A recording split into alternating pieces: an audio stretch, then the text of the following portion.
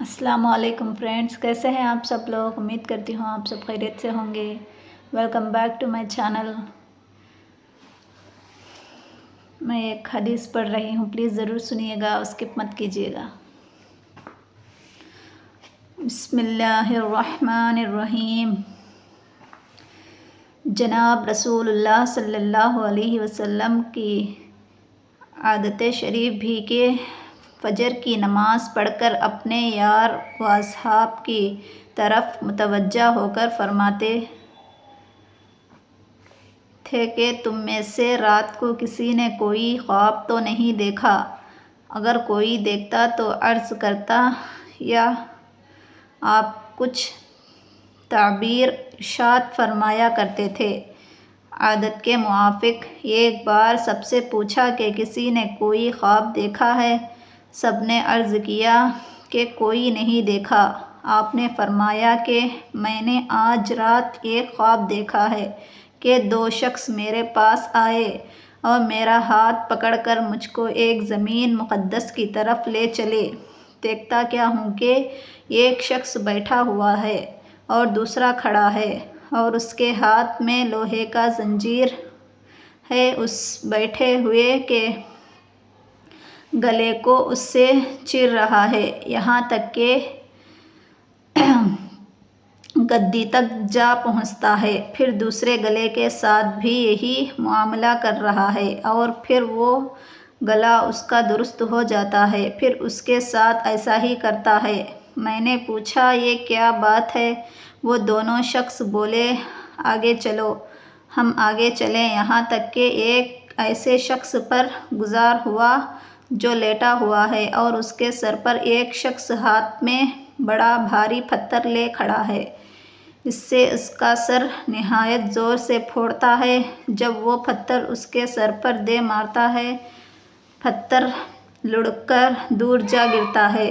جب وہ اس کے اٹھانے کے لیے جاتا ہے تو اب تک لوٹ کر اس کے پاس نہیں آنے پاتا کہ اس کا سر پھر اچھا خاصا جیسا تھا ویسا ہی ہو جاتا ہے اور وہ پھر اس کو اسی طرح پھوڑتا ہے۔ میں نے پوچھا کہ یہ کیا ہے؟ وہ دونوں بولے آگے چلو۔ ہم آگے چلے، یہاں تک کہ ہم ایک غارے پر پہنچے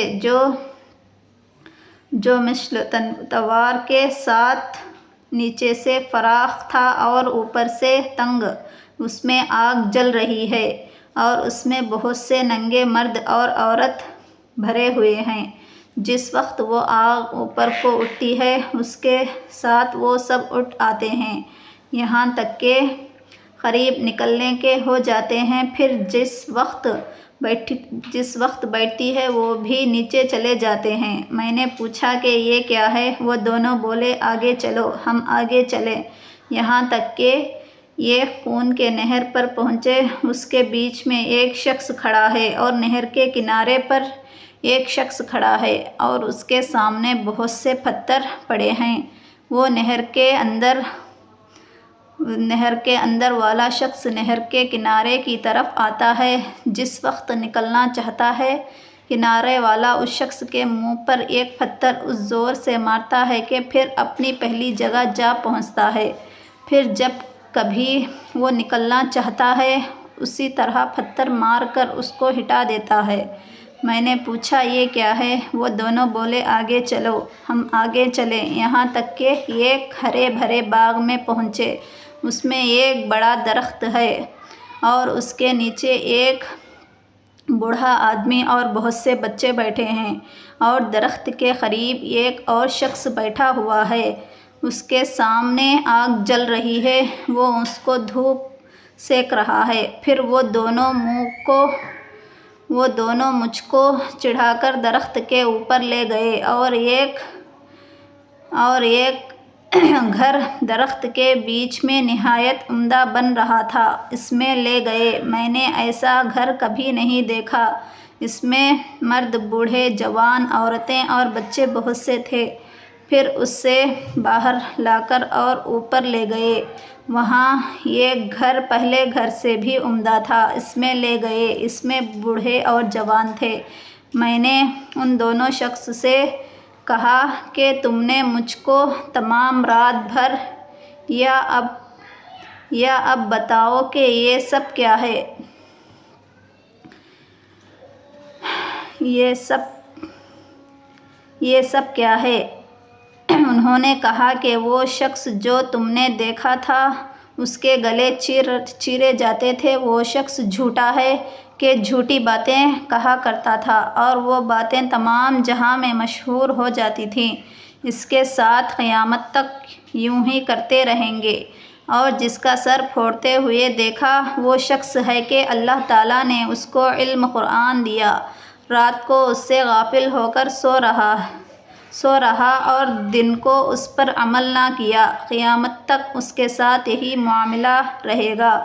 اور جن کو تم نے آگ کے غار میں دیکھا وہ زنا کرنے والے لوگ ہیں، اور جس کو خون کے نہر میں دیکھا وہ سود کھانے والا ہے۔ اور درخت کے نیچے جو بوڑھے شخص تھے وہ حضرت ابراہیم علیہ السلام ہیں، اور ان کے گرد جو بچے دیکھے وہ لوگوں کے نابالغ اولاد ہیں، اور جو آگ دھونک رہا تھا وہ مالک دار دوزخ کا ہے، اور پہلا گھر جس میں آپ داخل ہوئے وہ عام مسلمانوں کا ہے، اور یہ دوسرا گھر شہیدوں کا ہے، اور میں جبرائیل ہوں اور یہ میکائیل ہیں۔ پھر بولے سر اوپر اٹھاؤ۔ میں نے سر اوپر اٹھایا تو میرے اوپر ایک سفید بادل نظر آیا۔ بولے کہ یہ تمہارا گھر ہے۔ میں نے کہا مجھ کو چھوڑ دو، میں اپنے گھر میں داخل ہوں۔ بولے ابھی تمہاری عمر باقی ہے، پوری نہیں ہوئی، اگر پوری ہو چکی تو ابھی چلے جاتے۔ فائدہ جاننا چاہیے کہ خواب انبیاء کا وحی ہوتا ہے، یہ تمام واقعات سچے ہیں۔ اس حدیث سے کئی چیزوں کا حال معلوم ہوا۔ اول جھوٹ کا کہ کیسی سخت سزا ہے، دوسرے بے علم کا، تیسرے زنا کا، چوتھے سود کا۔